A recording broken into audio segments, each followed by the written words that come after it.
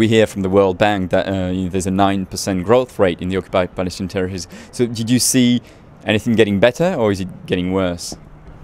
Yeah, I mean, the question of whether it's better or worse is all relative. I mean, I think everyone knows that since the days of the early days of the occupation, Moshe Dayan had talked about an economic peace which would basically pacify the occupied Palestinians so they wouldn't resist and they wouldn't demand their liberation, and Israel could carry on its project of colonization around their population centers. That's not something that started with Netanyahu, although he talks about it, and people like Ethan Bronner, the New York Times correspondent, promote it as some sort of panacea. But I just came back from Israel-Palestine, and I was in Ramallah for a few nights hanging out at these nice bars with young PA, Palestinian Authority cadres, and everyone's on PA welfare and they're living it up. The place is completely dead of, I mean, culture is completely suppressed. Life there is sort of staid.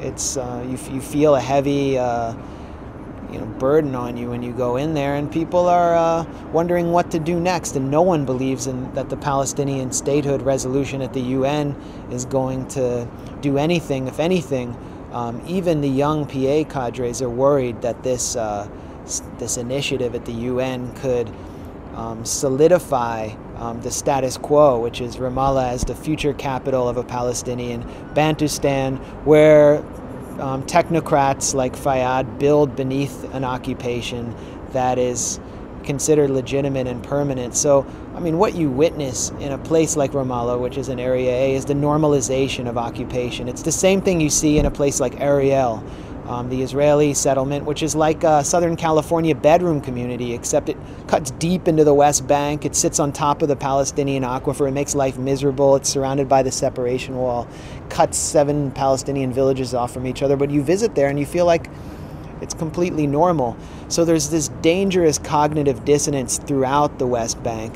And where you have to look is Area C, which I've spent a lot of time in, and you ask people about water. And the settlers there are essentially stealing all the water. Demolitions are the demolition of Palestinian property in Area C, which was granted to the Israelis effectively under Oslo, barring final status accords. Demolitions are unprecedented. And this isn't being reported. Essentially, Area C has been turned into a land of settlers. Area A is the Bantustans. And then you see in Area B and in these mixed areas, that's the only place where you see resistance. That's where the popular resistance of Nabi Saleh and Belin is taking place. And having spent a lot of time in Nabi Saleh, I've never seen it worse there.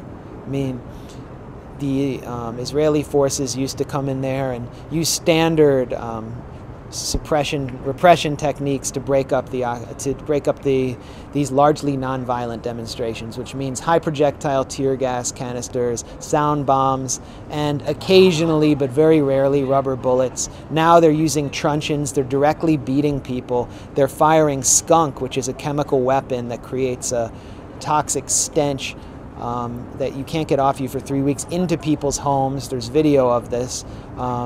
And by the way, they're developing a skunk helicopter now. And they're going in at night and simply firing sound bombs at people's houses just to terrorize people. They're raiding constantly. And many of the village's leadership is now in Ofer military prison under administrative detention. So why are they doing this?